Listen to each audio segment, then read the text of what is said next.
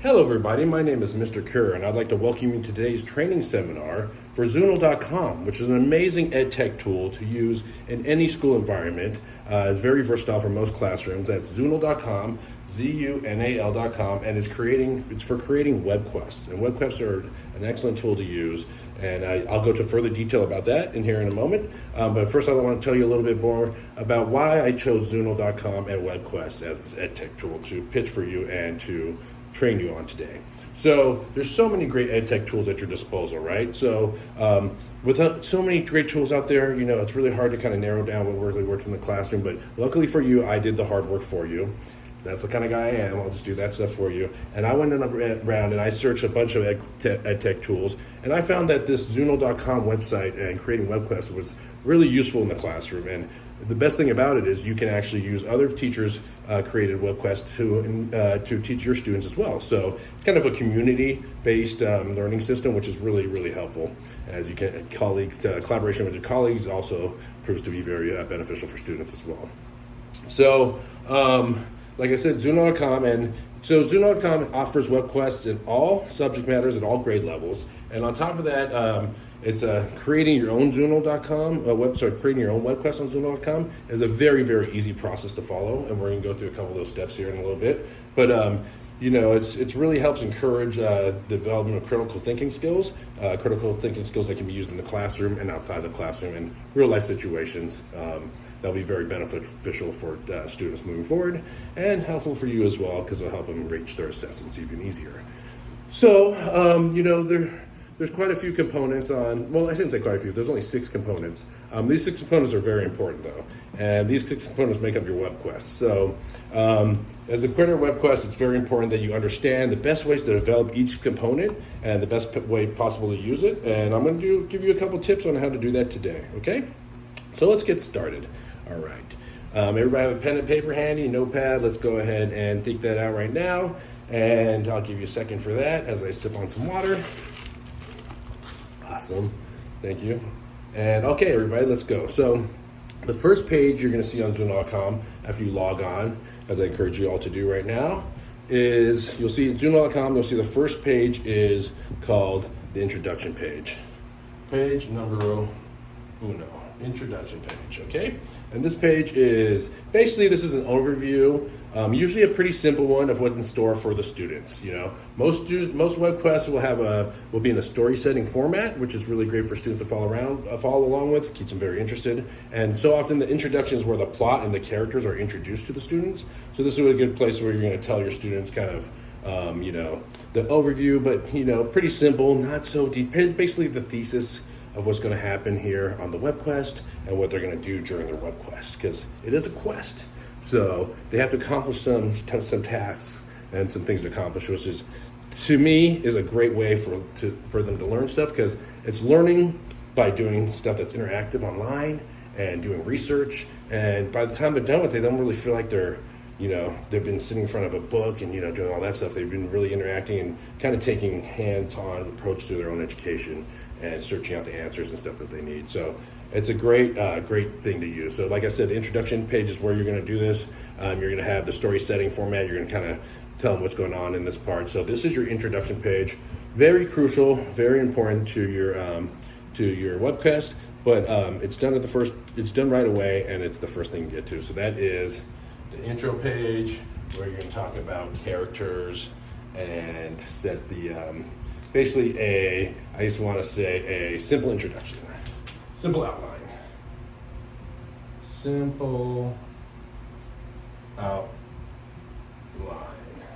okay? That's going to be your introduction page, okay? Simple outline of what's going to come next, okay? So then second page is the task page, and this is where things get a little bit more detailed, okay? So this page details the assignment that you have planned for the students, whether it be they're going to go searching on the web for a specific kind of a treasure hunt kind of thing, where they have to find different items on different web pages, or if they're looking for different information on one web page and using different pages. This is where you're going to this is where you're going to list on the task page, is where you're going to details of the assignment that you have planned for the student. So the tasks are usually numbered, and they're listed in items the students must complete in order for them to complete their WebQuest. So some task page might have 1 or 2 tasks. You can have as many as 6 tasks. I don't suggest going overboard with the tasks because at a certain point they're just doing the task just to do them and not really absorbing any of the information. So my suggestion is to have anywhere from 3 to 6 tasks. Anything after that, you want to kind of maybe add as a bonus for bonus points or something like that. So if they have time at the end, they can go back and add to the 6 tasks that they already did. But usually the number 6, 5 to 6 is usually the max you want to go for on the task page. And these are going to be, the student's going to have to refer to this. So a little bit more detailed on this, a little bit more information exactly what they're kind of doing is really important on the task page. So this is kind of, we'd say, like a detailed of details of the assignment, numbered details of the assignment. So let's say numbered details of assign. Okay, and forgive me, my pen here is running out of a little ink, but as every good teacher has, I have a backup. All right, so so this is going to be the basically numbered details of the assignment, and I suggest anywhere from 3 to 6. No more than 6 though, right? 6 is the number we want to stick with it. Okay, third after that, we have the task page, then we have the process page. Number trace, okay? Number 3, and the process page is probably one of the most important pages, if not the most important page of the WebQuest that you're going to be doing on Zuno.com. That's Zuno.com, where you're looking at right now, and you're following along, please. If you're not, please make sure you're logged back onto Zuno.com so I can make sure everybody in the training seminar is following along. And okay, great. Great, thank you. Everybody for logging back on. Okay, so number 3 is the process page, like I said, and this is really important because the process page is really the heart of the WebQuest and what they're going to be doing, okay? So this is where you're going to have the students who often work. This is a good place where you work with students to develop a plan of action, to find ways to solve their problem that are presented in the WebQuest. This frequently involves some role playing or other offline methods, but everything else is tech-based. So you might have them do a little bit role play in person, but that's based on stuff that they researched, okay? Characters that they researched or information that they researched, okay? You can do a couple of different offline methods as well, but mostly this is going to be based on tech stuff, so you want to keep it basically task for stuff they can look for. And this is where the students are going to work in either individuals or in groups to develop the plan of action and to find a way to solve their problems presented in the WebQuest. And like I said, the process page is really important because you want to give students, this is like the kind of the meat and the bulk of what they need to find out. Is what they're going to be doing. This is how they're going to be thinking. Their little, brains are going to be running around, and they're going to be, should I do this way? And this is where the critical thinking can come into play, and peer information if they want to collaborate. So often you can have them collaborate with a table partner or even someone else in the class who you think might be a good fit for them. But this is the process page is where you want to kind of give them what's the important, basically the heart of the WebQuest and what's important. So this was basically where they develop their plan of action. So we'll say develop plan of action, right? So the process page is develop plan of action, critical thinking with that plan of action. And using critical thinking to come up with a plan of action. It's very important. That's overall what we're really looking for with WebQuest events, is really kind of promoting that critical thinking in students, making sure that they are using, different methods and different ideas and different, kind of brainstorming stuff. And, really they can do this without kind of putting down their answer right away. They can kind of do it in the research and then, make sure they have the correct information and then transfer that into their answer. But, this is the really important stuff where you want the students to kind of really process what's going on and let that part sink in. So this part usually takes a little bit longer. This part is usually pretty involved, and it's kind of like where they do most of the work, okay? So these next couple pages are important, but Like I said, you want to kind of concentrate on your task page and your process page. Number 1, 2, and 3 are really, really important to get it started. And going into number 4, which is the evaluation page. Now, the evaluation page is also important. I don't want to lessen its value by any means, because it is very important, because this is the page where the teacher's going to put their rubric. And this is going to be, very useful for students to research or to refer to, so they know that they're following along and that they're crossing their T's and dotting their I's, and make sure they're getting all the information that they need into the WebQuest, from the WebQuest that they're supposed to get. And this is the conclusion page. So this is, the evaluation page. I'm getting ahead of myself. So this is where you're going to put your rubric. This is the chart listing goals and quests and standards in which performance will be measured. So you want to be pretty detailed right here. I mean, it doesn't have to be crazy, but just kind of, so a student goes back to and refers to it, they can say, oh, how come you didn't give me a 5 out of, or you give me a 4 out of 5 instead of a 5 out of 5, and you can refer to your rubric and just make it more sense that it's like that because you might have missed this detail, or you didn't read this part of the rubric. So it's always good to have a rubric kind of as a checks and balances, in a way to kind of back yourself up. I come from a marketing background and dealing with really very high-end clients, multi-million-dollar deals, and I always want to make sure my back was covered, and COB, cover your back. CYB, cover your back is always smart to do. So I always like to create a paper trail, and the rubric in this situation is kind of like a paper trail. So you can go back to it and be like, hey, sorry, you didn't follow part 4 of the rubric. That's why I marked down your points on this compared to your partner or someone else in your class that did do all the stuff on the rubric. Therefore, they got the full score. So I don't really need to explain to you guys what a rubric is for. I'm sure most of you guys understand how to use a rubric, but this is where you're going to apply your rubric to your WebQuest. Okay? So everybody taking that all in, and so that brings us to step number 5. Number 5 is alive, and that's the conclusion page, okay? And this is really going to be the last page that the students really use. Page 6, which I'll talk about, is the teacher page. That's not really for the students. We'll get into more of that right now. But page 5, or step number 5, page 5 is the conclusion page, as you can see by looking at Zoonal.com.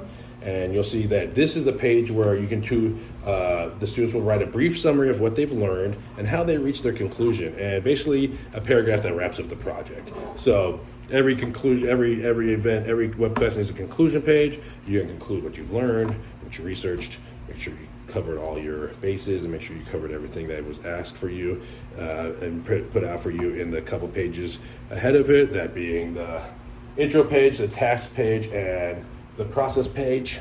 And this is basically where you're going to put that information and the conclusion of what you've learned.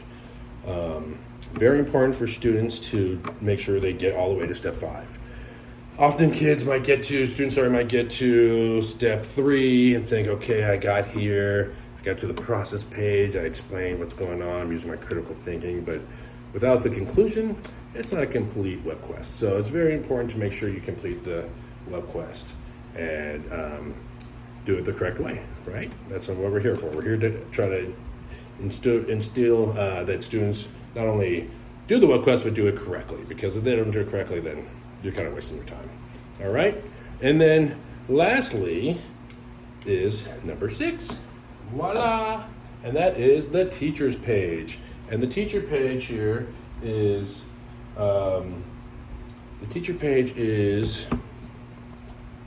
going to be a page where the teachers who created the WebQuest provide their information, and they can use that section. They usually fill it out, and they leave tips in there to help other educators adapt their lesson. So there might be a lesson about World War I, and they say, you can take, section A and B and just change it a little bit, and then change it for an assessment for World War II for your WebQuest. Often there's little tricks and tips inside there, but that's basically what this teacher page is for leaving those information and leaving that information there for you. So it's really helpful. So most teachers are very useful. You can email them. They'll get back to you once they get back onto their Zuno, and they'll get back to you and let you know better ways to use their lesson plan, maybe different avenues and whatnot. So different subjects and whatnot. So that's that, and then that really sums up your pages here. Is about what you're going to be doing, and in those pages during the seminar, it's always important, and you guys will see this in the listed if you go to the facts page about Zuno.com. It's always important to take into consideration when you are creating a WebQuest that it has visual appeal, the navigation and flow of the whole thing, making sure that it's not too cumbersome, it's not too much information, it's not over the student's level of knowledge of understanding. And then you want to make sure that the tasks are moving students toward a higher cognitive skills, so you're making sure that they're actually doing stuff that's going to make them ready and prepare them for the next lesson, and give them the prior knowledge that they need from this information to help in the future lessons. You want to make sure your standards are aligned. You can look at your teaching standards and make sure those are covered inside there. Make sure the process is clear as possible. So clarity of the process is very important. Making sure that steps are clear, and that's how you do it in there. And then making sure that the evaluation criteria is acceptable and reasonable. That you're not trying to make it so difficult that everybody's failing these WebQuest ideas, to kind of give these kids more help, more ways to learn knowledge, more ways to observe the knowledge, and that's what WebQuests are really great about. This is all information that you'll find on Zuno.com in the facts section. And if you want, you can rewind this video and watch it multiple times. I'm available anytime you want to get a hold of me, and my email is promotionskerr@gmail.com. That's promotionskerr@gmail.com. If you have any more questions about this wonderful, amazing EdTech tool, and I'm available to answer most questions. And just give me 24 hours to get back to you if I don't get back to you right away. Other than that, thank you guys so much for being a part of my WebQuest. We'll go through a quick little breakdown. Remember, you have to go through the number one, the intro, the task process, the task page, the process page, the evaluation page, conclusion page, and the teacher page. And that will get you to a successful WebQuest using Zuno.com. All right. It's also great because, did I mention, it's free. As I like to say, free 99. Who can beat that? All right. So it doesn't even cost you a penny to use.